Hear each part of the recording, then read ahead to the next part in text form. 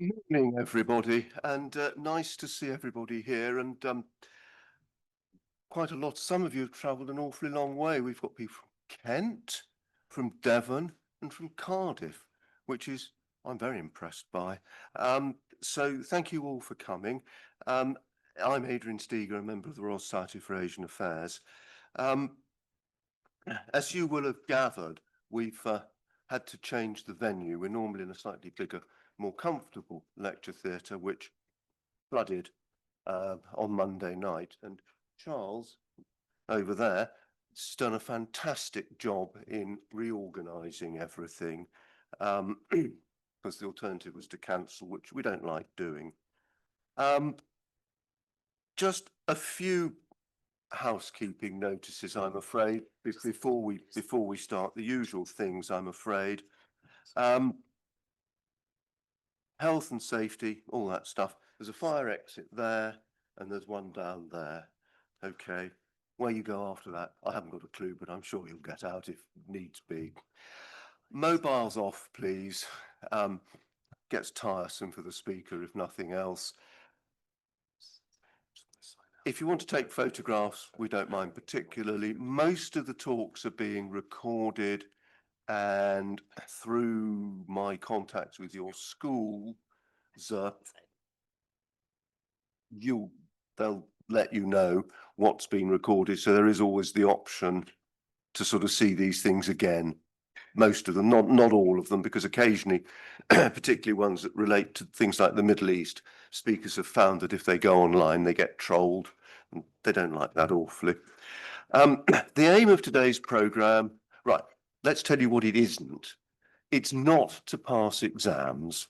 So I'm sorry about that, because I know you're all at the stage where every extra help to pass an exam would be brilliant.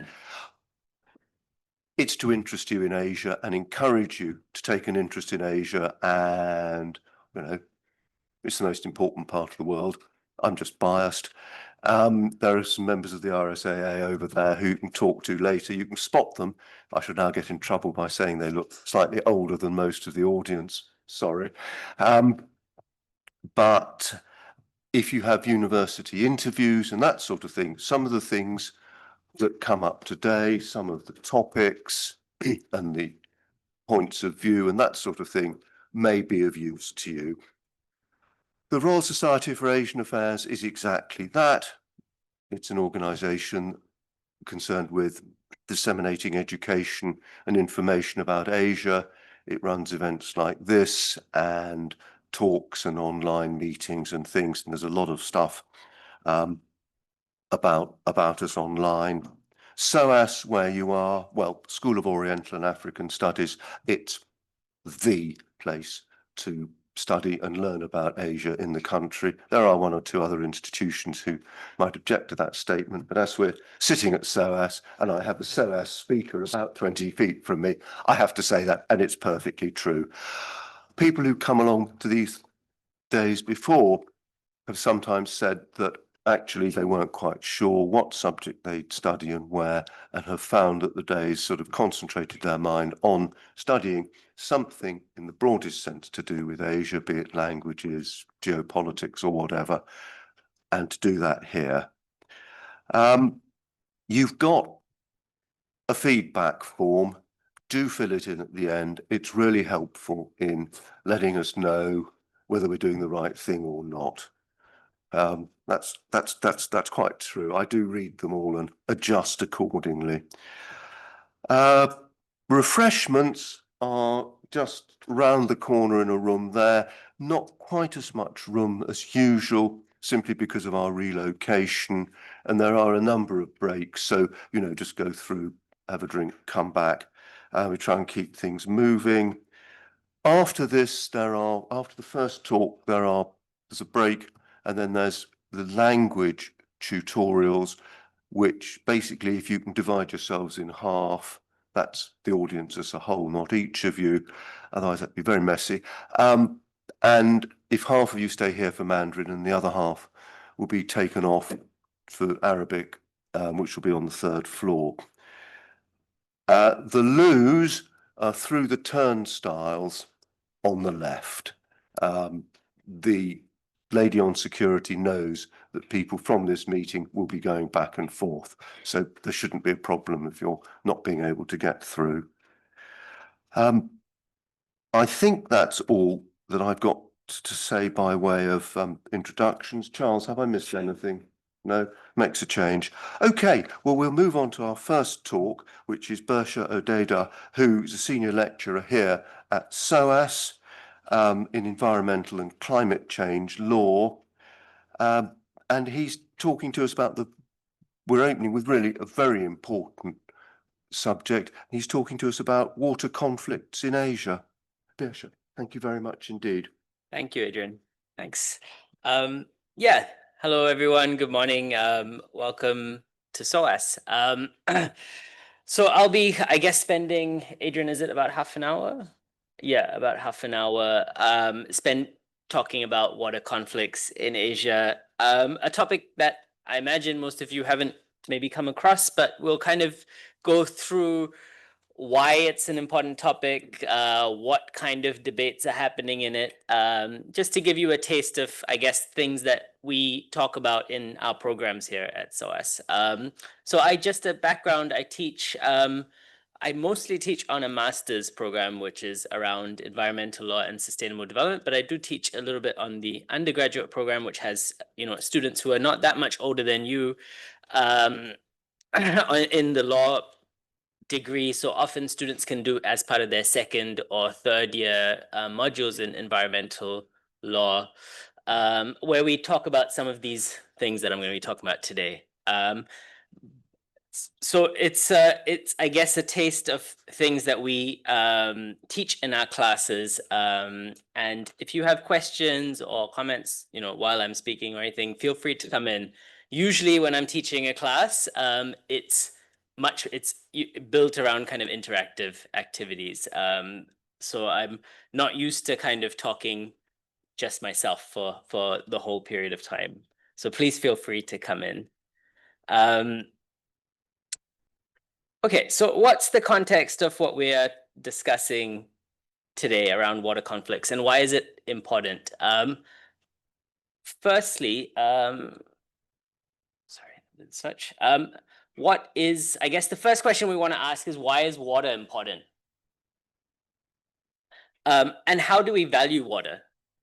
So the primary thing, of course, is water is essential for life, right? We're drinking it. It's essential for my life. It's essential for your life. It's essential for ourselves, but also for things like any living species in the planet. So trees, ecosystems, animals, it's essentially the lifeblood of the planet. But it's also important for other things that we might need. We need it to grow food. We need it for industrial uses, for all of the products that we have. There's a bit of water within that, right? So it is more than just, in a sense, just something which is a substance, H2O, which you might learn from school and so on. It's essential in many different ways. So it's a natural resource. It's renewable, yet it's finite in the sense that the planet only has so much. At least the amount that we have, which is not seawater, is not actually as much within the world. It's something that supports agriculture, industry, households. It's something that can be sold and bought, right? We buy bottles of water, so they become a commodity that can be used by businesses to earn money. It's traded in price. It's traded and priced in markets, but it's also recognized, for instance, as a human right. This might be actually a good point to ask you all for what you understand by a human right. I know it's quite early in the morning, but would anyone be able to explain what a human right is in their own language? Yeah.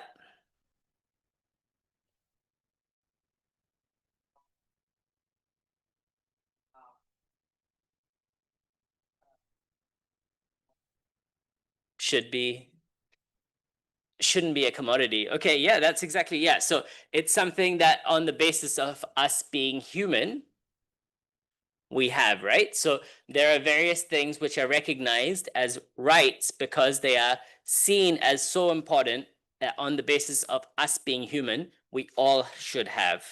And so one of the key debates, and we'll come to that shortly, is around the right to water. Firstly, whether we have a right to water. And secondly, how it's recognized in law and what that means, right? And as you pointed out, one of the things that you said was that it shouldn't be a commodity. Something shouldn't be a commodity if it's a human right. Is that what you were saying? Yeah. And so this has been one of the key debates. How do we reconcile the fact that water is also, for instance, something that we sell, we buy, that we pay a price for, yet it's a human right? And so reconciling that has been a big part of the debate around human rights. Okay, so we'll come on to those debates. Thanks for coming in, and I'll ask a few more questions. But let's zone in now on like why this is an issue, and also why this is an issue for Asia. Most of my work has been on South Asia, so I won't talk so much on Asia as a whole because that's big enough as it is. South Asia itself is actually big enough as it is. But so I'm zoning in a little bit on that today. What is this water crisis that I'm talking about? Well, in 2020, so 5 years ago, a study found that an estimated 2 billion people in the world lacked access to safely managed drinking water. About 1.7 billion did not have access to safe sanitation. Those things are linked in the sense that often places which lack proper sanitation, that is, proper access to toilets and where and the wastewater that comes with that. So where waste goes into water bodies and then influences whether you have access to clean water or not, right? And so that results in these kind of figures around deaths from diseases which people should not be dying for in the 21st century, right? 800,000 people died from diarrhea primarily as a result of these statistics. And this is severely exacerbated in what we call the global south, which is basically developing countries. And this is, in particular, if you look at South Asia and Sub-Saharan Africa, there is a high amount of people who lack access to safe drinking water. So these are some of the figures. So in India, 163 million people lacked access to safe drinking water. This means that every single day, for many communities, for many households, for many individuals, just the fact of having of receiving enough water for their own consumption, for looking after their children, is a daily struggle, right? So much time gets put into that, so much effort is put into just lining up, queuing up to get water from a tanker or something like that. So this is the issue that we want to kind of hone in on and understand, and kind of and from the discipline that I teach, which is law, it's understanding how law influences that.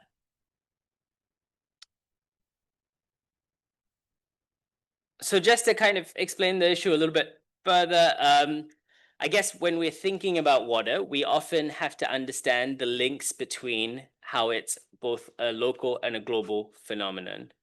Yeah, maybe I'll ask someone to see what they understand by that. So what am I saying when I say water is local and global? How would you taking water out of, let's say that you live in an area where near a lake or something, or near a place where you're a river, how would you receive it, taking water out of that river, affect anyone else?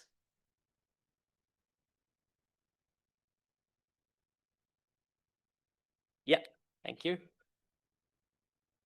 Exactly, yeah. Firstly, it would affect everyone living downstream, right? Especially if you took too much, right? So that would affect everyone downstream. How else would it affect? The picture should give a hint. Yeah. just transport huge bodies of water. So certain areas might have drought, while other areas have extreme rainfall. Yeah. Global atmospheric processes. Excellent. Yeah. So so that's exactly it. So firstly, it will affect. So essentially, what we're trying to say is how it affects at different scales. So you taking too much water from the river might affect your neighbors downstream, right, and might upset them. So that's a kind of local / possibly regional, depending on how much you're taking. And then at a global level, if you're extracting too much water, it can affect the kind of atmospheric cycles and things like that. So when we have and within that is, of course, the issue of climate change, which we'll also talk about. So what we need to understand is water is obviously a very local concern, but at the same time, it's a global issue because of the water cycle.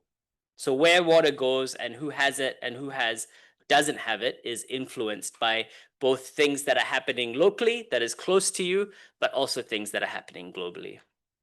And within this, you have this issue of different countries just having more or less water, right? So there is a maldistribution, in a sense, of water between countries. So if we take, again, South Asia as an example, countries such as India, Bangladesh, and Pakistan have about 4.5% of the world's water resources. However, it has about 20 to 30% of the world's population. So these numbers kind of show that water in absolute terms might seem like there's lots, but because of different uses, population growth, urbanization, rising uses by for different products that we make, which might be very water intensive, it means that the distribution between people, but also between countries, is very uneven. And this takes us to this issue of different uses. So another little question for you: what do you think is the most what industry uses the most amount of water, or what thing do you think uses? Is it, for instance, industrial use, so that's factories and things like that? Is it for our own consumption, as in for water? Is it for food? What would it be? Yeah, agriculture. Excellent, thank you. Yeah, so globally, about 70% of freshwater withdrawals are used for agricultural water, mainly for irrigation. Around 20% goes to industry, and around 10% is for kind of domestic or human consumption, direct consumption.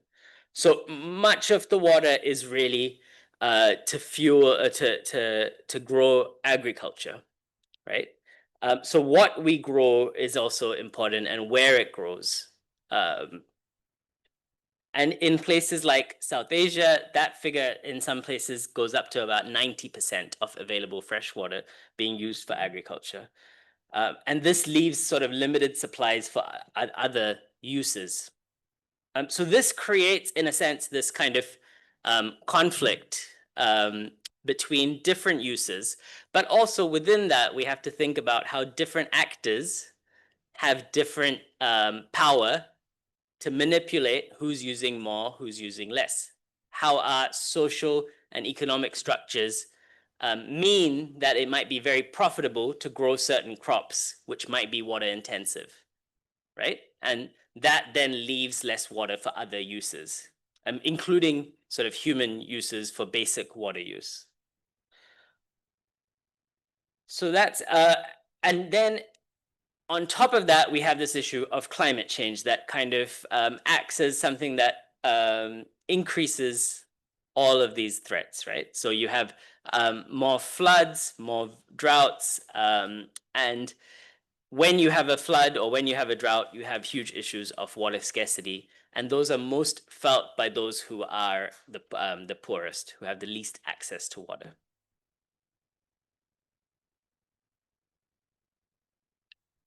And finally, you have an issue of geopolitical tensions between countries, right? Water can be used, when we're talking about conflicts, as a weapon to change relations between countries. So I think in the middle mentioned about one country using too much water in a river might affect downstream, right? So if rivers are going through countries, then we have to come up with systems to make sure that there's a fair allocation of water. So on that, I just wanted to show you one little clip of something that happened recently last year. What is known as the Indus Water Treaty that controlled water for about 80% of Pakistani farms. Islamabad has called this move an act of war. Water shortage is a recurring problem for farmer Homla Thakur. Rain has been scant in recent years. Sorry. What's on your mind? He owns a 2-hectare farm in the southeastern province of Sindh in Pakistan. Nearby, the country's largest river, the Indus, is running low. And the news that neighboring India has embarked to cut water supplies from this critical river has left farmers like Thakur in shock. If they stop the water, all of this will turn into desert, the whole country. The basic issue is water. Nothing is possible without water. India walked away from the Indus Water Treaty after a shocking attack on tourists in the Indian-administered Kashmir on April 22nd. India linked the attack to Pakistan. The Indus is a river system with numerous tributaries that stretch from Tibet to the southernmost tip of Pakistan. According to the water sharing treaty signed by Delhi and Islamabad in 1960 and brokered by the World Bank, Pakistan has control over the Indus, the Chenab, and the Jhelum rivers. India, the upstream country, has to let most of the waters of those rivers flow freely to Pakistan. The treaty has survived decades of war and conflict till now. Leaving Pakistan, the downstream country worried for its survival. The Indus Basin supplies water to 80% of Pakistan's agriculture, a sector that contributes nearly 25% of Pakistan's GDP. Pakistanis are concerned. India is weaponizing water. So you can see there how something like a kind of security related issue then turns into how water is shared between. It's used as a tool in these kind of geopolitical battles, such that one country, the upstream country, India, threatens to pull out of a treaty that has been around for 70 odd years, right? And how then the country that's downstream is very vulnerable to this change. So how then does law come into this? Well, of course, what I was talking about previously, the treaty is, of course, very integral to law. But from the perspective of rights and law plays a crucial role in many of these issues that are happening. So law allocates rights to who has water and who doesn't have water, how much they can extract and how much they can use, how they can use water. It can restrict water use in certain ways. It allocates responsibility for the decisions that are made around water. So it really plays a key role in kind of manipulating where water travels, who has water, and by virtue of that, who also has power. As mentioned, one of the key things that we keep in mind when we talk about water, particularly access to water, is the human right to water. The right to water is recognized at the international level, that is at the UN level, through several resolutions at the United Nations. And essentially it boils down to this phrasing that has been adopted, that it entitles every single one of us to sufficient, safe, acceptable, physically accessible and affordable water for personal and domestic uses, right? Within the context of South Asia, most countries have recognized the right to water for many decades. So the legal systems recognize this right. In India and Pakistan, for instance, the courts have said that while the constitutions of those countries don't explicitly say the human right to water, they do say the right to life. And if you want to talk about the right to life, well, you need water for life, right? So it's considered what's called a derived right from the right to life. So what that means is the state, that is the government, has an obligation to ensure that each individual's right to water has been met. So that means that every single law and policy should be framed with this in mind, and the state has an obligation to fulfill it. Now, whether that happens in practice is a different thing, but that's the framing that we can say if when you examine what the laws say. And this also means that individuals can take cases to court where that is not met. And so you've had cases where communities or NGOs have taken litigation to court saying this particular area doesn't have access to safe water. What is the local government doing? You need to provide it based on the fact that there is a human right to water.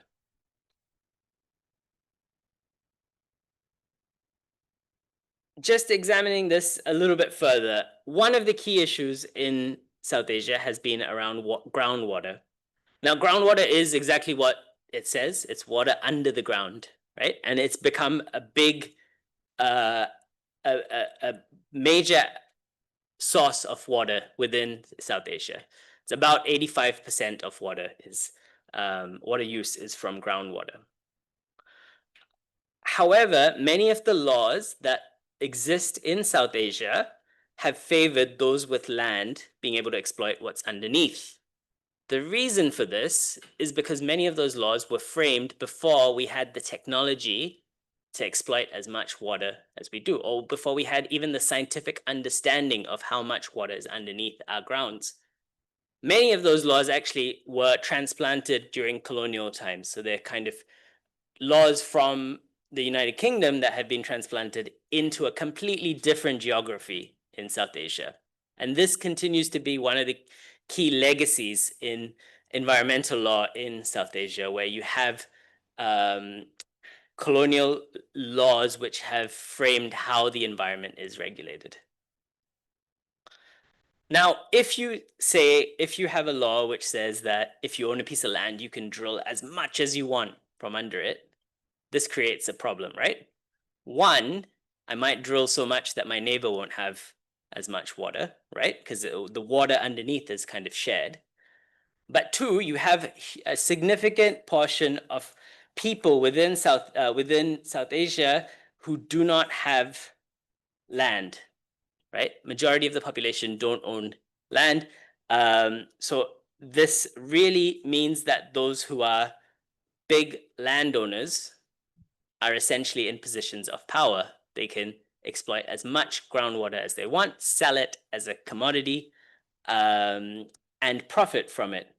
And what you've seen is a complete overexploitation of groundwater because there isn't enough rules to stop landowners from exploiting as much water as possible. So this creates this issue of inequality, injustice, and it stems from these laws that allow this to happen.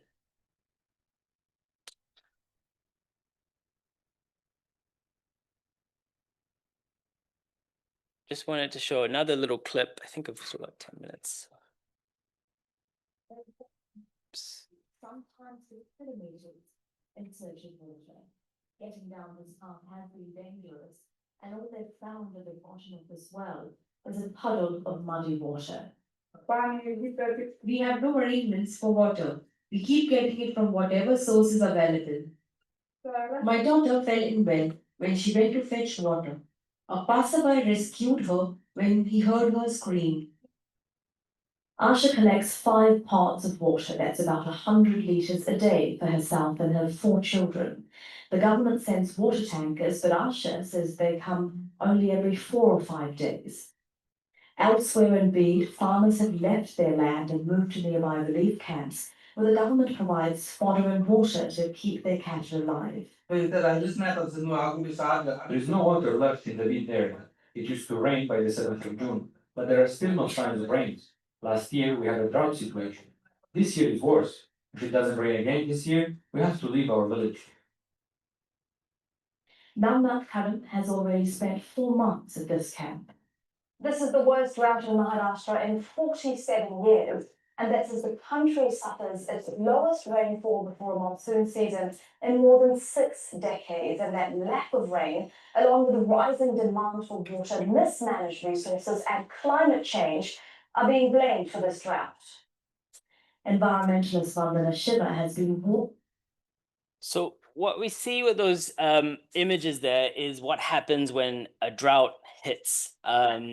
Groundwater has been overexploited, as explained, and traditionally it was the water under the ground that when there was a drought, when there was a lack of water, rain, right, and the rivers were dry, that you could exploit, that you could get water from under the ground as your kind of insurance policy, your like kind of dry season policy, dry season source.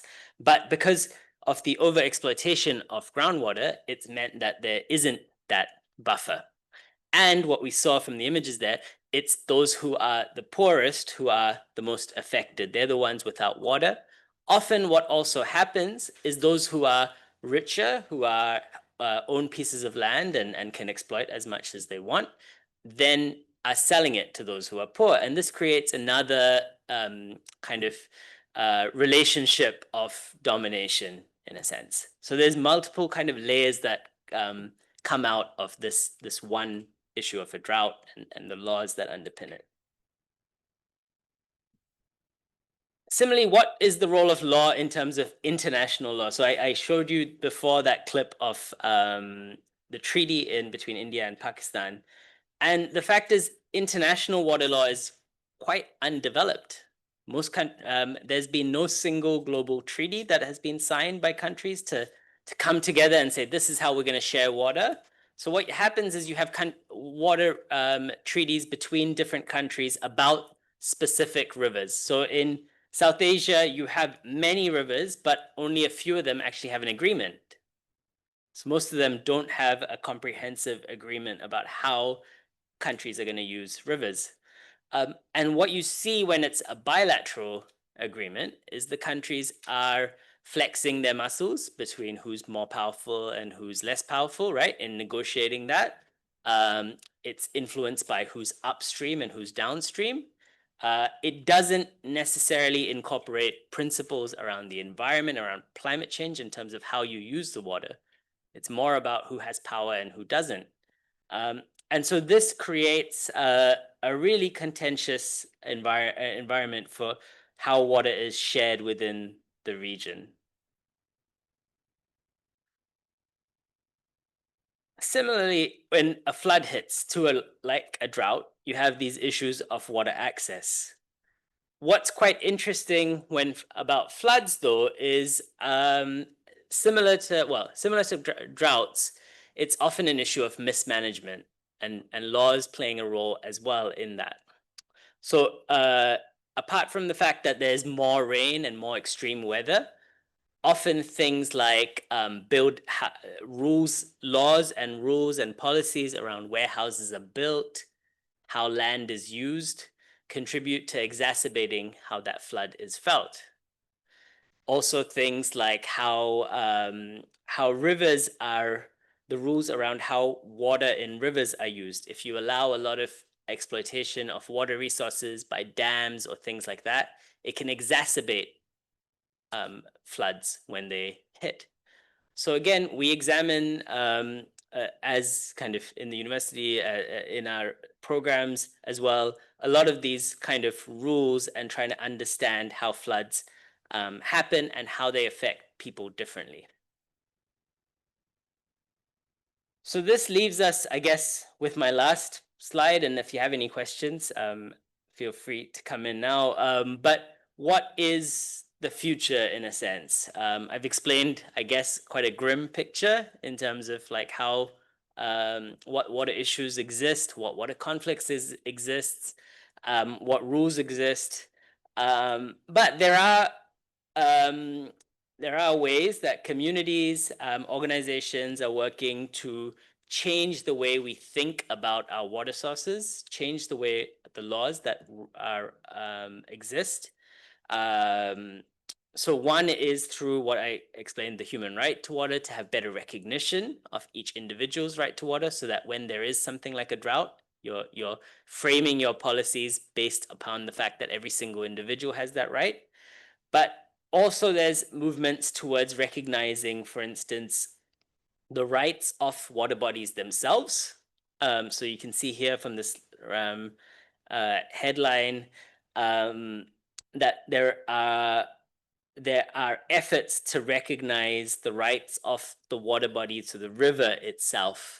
So what would that mean if the river itself had rights, for instance? That would mean that we as individuals, but also as the state or other actors, companies, organizations, farmers, would not just exploit water for our own benefit, but also have to think about how we conserve and maintain and the right of the river to exist and flow and flourish, right?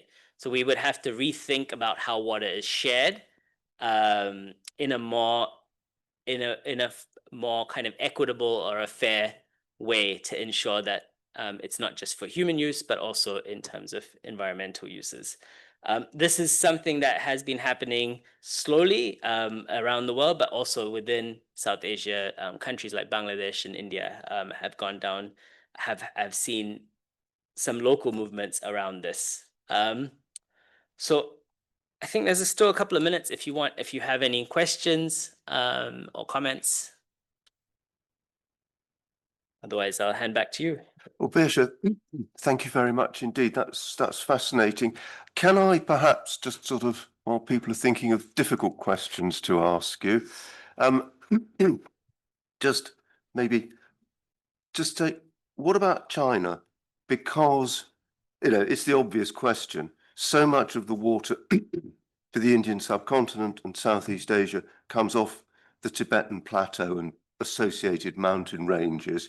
And, there's a huge amount of anxiety as to new projects that are going on up there, and with climate change. And then if, pardon me, any form of control was put on those rivers, all the countries downstream would suffer phenomenally. Yeah, I mean, I guess it's the same issue whether it's China or whether it's India or whoever it is. It depends on your positioning as an upstream country and downstream country. And this goes back to the point that there isn't, unfortunately, a kind of agreement between more than just the kind of bilateral agreements between individual countries about individual rivers. There isn't a kind of more comprehensive understanding about how rivers should be regulated between countries. So it does put a big stress when a country upstream, again, whether it's China with the borders into Asia, into India, into other parts of Southeast Asia, or it's India into Pakistan, they act kind of unilaterally and exploit too much water. International water law technically has some principles around that you're meant to use water as an upstream country in a fair and equitable way, in a reasonable way. However, the enforcement of these is also difficult because you don't have someone like it's not like two individuals who are having a conflict where you have the state can intervene, right? Here it's two states, and the only way they can intervene is through diplomacy, essentially. So yeah, it's kind of a similar issue. It's all kind of geopolitical question more than a legal question on these things, the way it plays out. Yeah.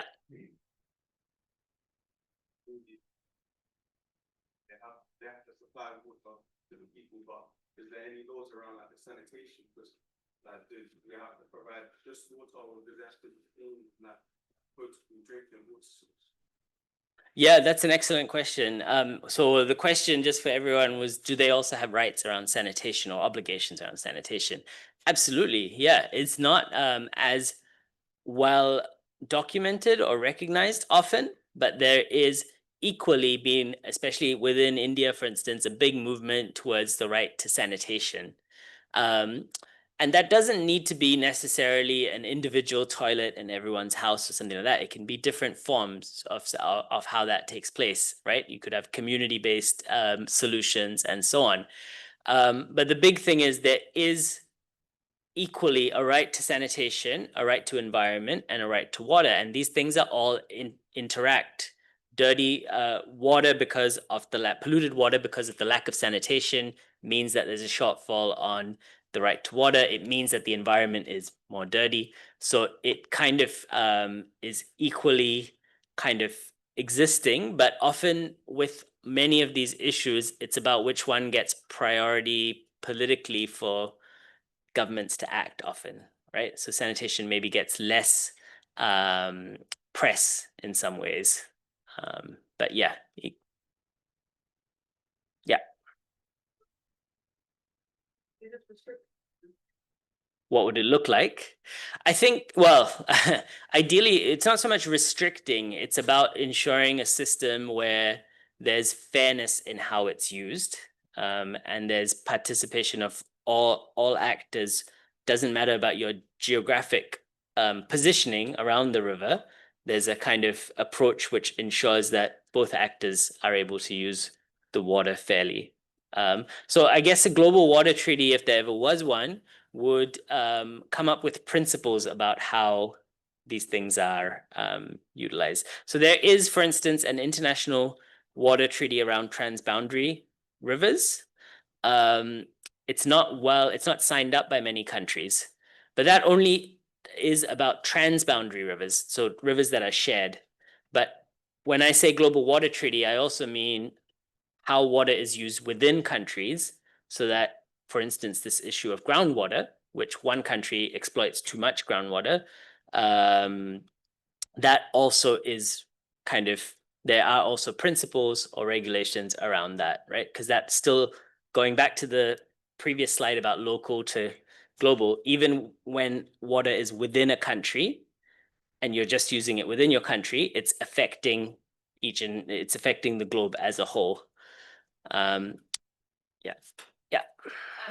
We hear lots about trying to increase their carbon, but do you think that a similar drive on frequency water would be welcome?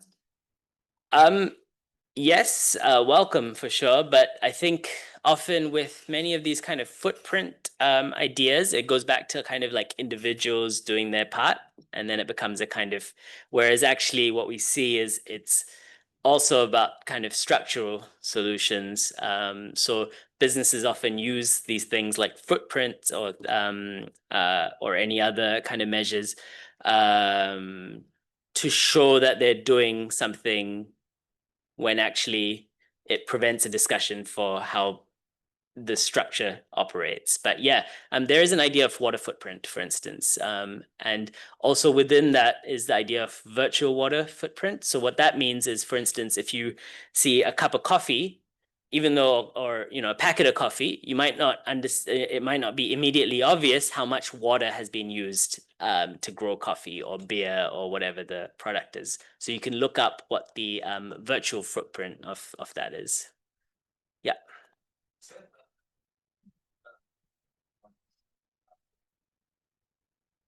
Why do you think that countries that in Asia haven't pressed that to kind of resolve it? Yeah, I mean, so the first thing is when something's recognized as a human right, it means that the government themselves has to have the obligation to its people, right? So let's say I'm a state, I'm a government within Asia who has various water issues and people don't have water and so on. It's often not in my best interest to highlight the human right to water, because that means that I have more to do to provide that to communities and to individuals. So instead, what you see is the flip. It's not so much about governments, it's local communities, activists, NGOs that push to get that recognized internationally, and then are pushing their governments to get things moving within countries, whether it's cases, whether it's law reform, whether it's protests on the street about the right to water. It's local communities, individuals, NGOs, organizations that are pushing to use the right to water as a tool for ensuring that people have water. Yeah. Yeah.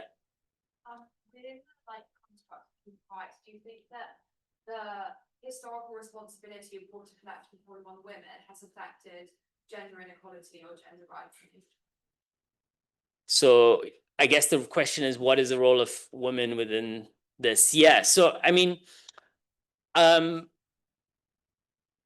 so it's often said about how kind of women bear the burden of water insecurity problems in many parts of the world, right? So what that means is often because they are the primary carer in their house, they'll be the ones who are, as you saw in the video, lining up and trying to get water from the water tankers or from the water sources and so on. So there is recognition of the role of women within that. Then there's specific things around the importance of water for certain uses that are specific to women, menstrual hygiene, so on. But the bigger thing there is it's around issues. It's not so much about